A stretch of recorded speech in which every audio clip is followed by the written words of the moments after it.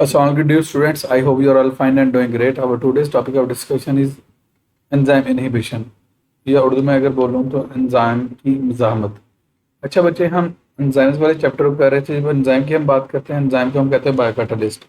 अब बायोकैटालिस्ट क्या होता है? हम कहते हैं कि ऐसा सब्सटेंस या ऐसी चीज़ जो कि उसे कहते हैं किसी भी केमिकल रिएक्शन की स्पीड को या किसी भी केमिकल रिएक्शन को स्पीड अप करता है, दैट इज बायोकैटालिस्ट।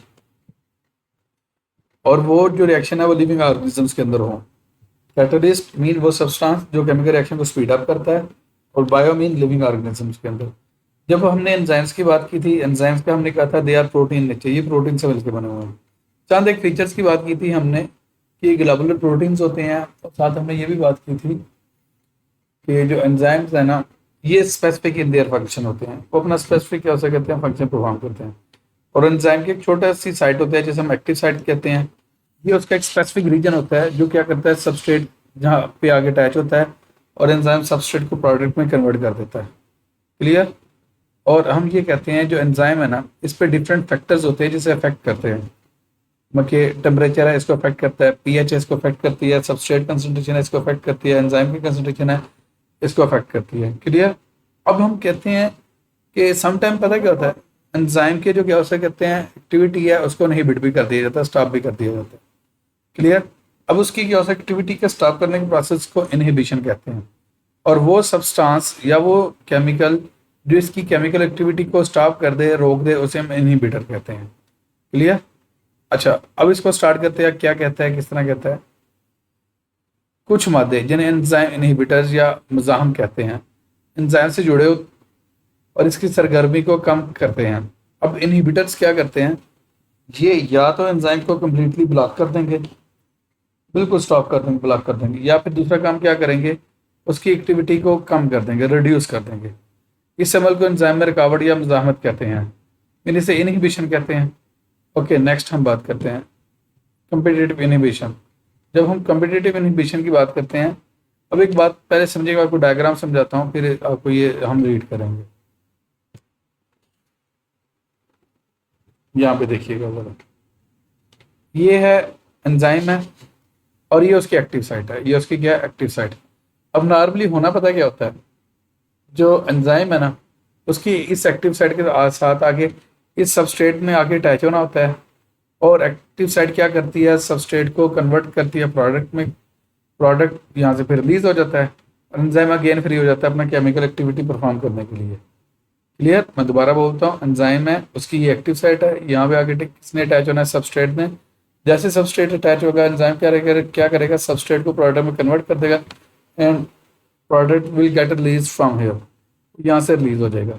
क्लियर है? समझ आ गई बात? ओके।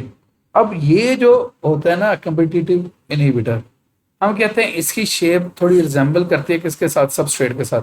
जब इसकी शेप रिजेंबल करती है किसके साथ, सबस्ट्रेट के साथ, तो होता पता क्या है, गलती से एक्टिव साइट के ऊपर सबस्ट्रेट की बजाय ना इनहिबिटर अटैच हो जाता है। क्या हो जाता है, इनहिबिटर अटैच हो जाता है। इसे हम कम्पिटिटिव इनहिबिटर कहते हैं। अब ये गलती से अटैच तो हो जाता है, लेकिन ये जेन्युइन सबस्ट्रेट नहीं होता, तो ये प्रोडक्ट में कन्वर्ट नहीं होगा, तो एंजाइम की एक्टिविटी क्या हो जाएगी, स्टॉप हो जाएगी। ये है कम्पिटिटिव इनहिबिशन। अब क्वेश्चन आता है नॉन कम्पिटिटिव इनहिबिशन क्या होता है।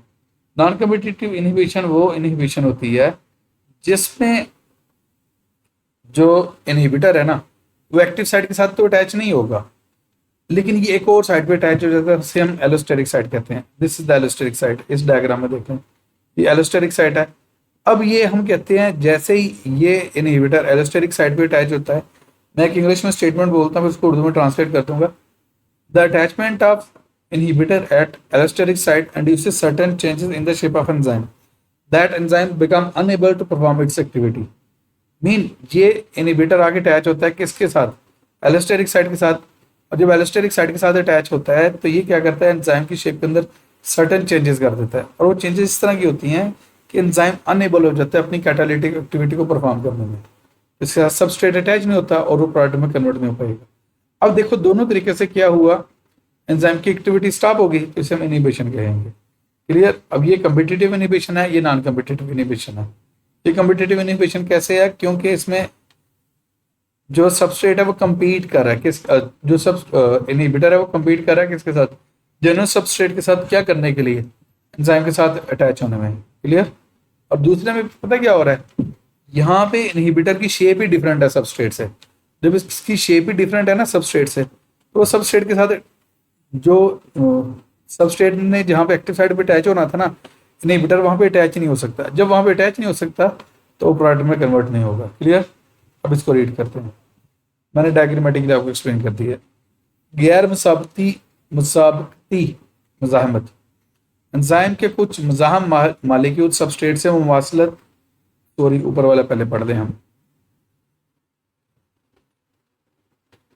एंजाइम के कुछ मज़ाहम मालिक्यूल सबस्ट्रेट से मुमासलत रखते हैं, मीन सिमिलर होते हैं। ऐसे मज़ाहम एंजाइम की एक्टिव साइट से जुड़ने के लिए सबस्ट्रेट के साथ मुकाबला करते हैं, क्योंकि उनकी शेप एक जैसी होती है और शेप में क्या हो सकता है, एक दूसरे से मिलते जुलते होते हैं। जब उनकी शेप एक दूसरे से मिलती जुलती है तो एक दूसरे के साथ क्या करते हैं, कम्पीट करते हैं, और उसी से उनका नाम आ गया कम्पिटिटिव इनहिबिशन। जब मज़ाहम मालिक्यूल एक्टिव साइट के साथ जुड़ जाता है तो वो उसे ब्लॉक कर देता है, वो उसे क्या कर देता है, ब्लॉक कर देता है। इस तरह सबस्ट्रेट एक्टिव साइट से जुड़ नहीं सकता। जारी बात है, जब उसकी जगह इनहिबिटर अटैच होगा तो सबस्ट्रेट कैसे अटैच होगा। एंटीबायोटिक्स मुसाबकती मज़ाहम की मिसालें हैं, जो एंटीबायोटिक्स हैं उसकी एग्जांपल्स हैं। एंटीबायोटिक के मालिक्यूल्स बैक्टीरिया के एंजाइम्स के सबस्ट्रेट के साथ मुकाबला करते हैं, वो उसके साथ क्या करते हैं, कम्पीट करते हैं। वो बैक्टीरिया के एंजाइम से जुड़ जाते हैं और उन्हें रोकते हैं। मैं सिंपल बात करता हूँ, बात पता क्या कह रहा है, कहते हैं ये अगर हमें कोई बैक्टीरियल इन्फेक्शन हो जाए ना, कोई डिजीज हो जाए, तो हम क्या करते हैं, एंटीबायोटिक्स यूज करते हैं। अब वो एंटीबायोटिक्स पता क्या करती हैं, जो बैक्टीरिया के एंजाइम्स होते हैं ना, उसके एंजाइम्स के लिए ना वो इनहिबिटर के तौर पे काम करते हैं। जब वो इनहिबिटर के तौर पे काम करते हैं तो होता क्या है, वहाँ पे वो इनहिबिटर जो इनहिबिटर हैं वो एंजाइम के साथ अटैच हो जाते हैं, तो एंजाइम एक्ट बाहर नहीं कर पाते, वो सबस्ट्रेट को प्रोडक्ट में कन्वर्ट नहीं कर पाते। जब सबस्ट्रेट को प्रोडक्ट में कन्वर्ट नहीं कर पाते तो एंजाइम की जो कैटालिटिक एक्टिविटी है स्टॉप हो जाती है। किसकी, बैक्टीरिया की। तो बैक्टीरिया ग्रोथ स्टॉप हो जाएगी, इस तरह डिजीज क्या हो जाएगी, कंट्रोल हो जाएगी। Okay, next, non competitive inhibition. Enzyme के कुछ मुज़ाहम मालिक्यूल सबस्ट्रेट से मुमासलत नहीं रखते, मीन सिमिलर नहीं होते। जब ये सिमिलर नहीं होते तो ये सबस्ट्रेट के साथ कम्पीट नहीं करेंगे एक्टिव साइट पे अटैच होने के लिए। वो एंजाइम के एक्टिव साइट से नहीं जुड़ते, इसकी बजाय वो एंजाइम के किसी दूसरे मकाम पर जुड़ जाते हैं, कहीं और अटैच हो जाते हैं। तो मैंने आपको पहले बोल दिया वो कहाँ पे अटैच होते हैं, एलोस्टेरिक साइट पे। ये अमल एंजाइम की मजमूई शक्ल के साथ साथ उसकी एक्टिव साइट की शक्ल भी तब्दील कर देता है। तो एंजाइम की ओवरऑल शेप तो चेंज होती ही होती है, लेकिन इसमें ये होता है एंजाइम की जो सबस्ट्रेट की शेप है और एंजाइम की एक्टिव साइट है उसकी शेप भी चेंज होती है। जब उसकी एक्टिव साइट की शेप चेंज होती है तो एंजाइम अपना फंक्शन लॉस कर देता है। ये तब्दील शुदा एक्टिव साइट ऑफ सबस्ट्रेट में फिट नहीं होती, ओके, और एंजाइम की काम में मज़ाहमत आ जाती है। जारी बात है, जब सबस्ट्रेट ही अटैच नहीं हो पा रहा तो क्या उसे कहते हैं, कैटालिटिक एक्टिविटी तो नहीं होगी और एंजाइम्स के काम में मज़ाहमत आ जाती है। इसकी मिसालों में बारीक धातें जैसे मरकरी और कैंसर थेरेपी में इस्तेमाल होने वाली कुछ अद्वियात शामिल हैं। ये इसके क्या उसे कहते हैं, एग्जाम्पल दीजिए। क्लियर।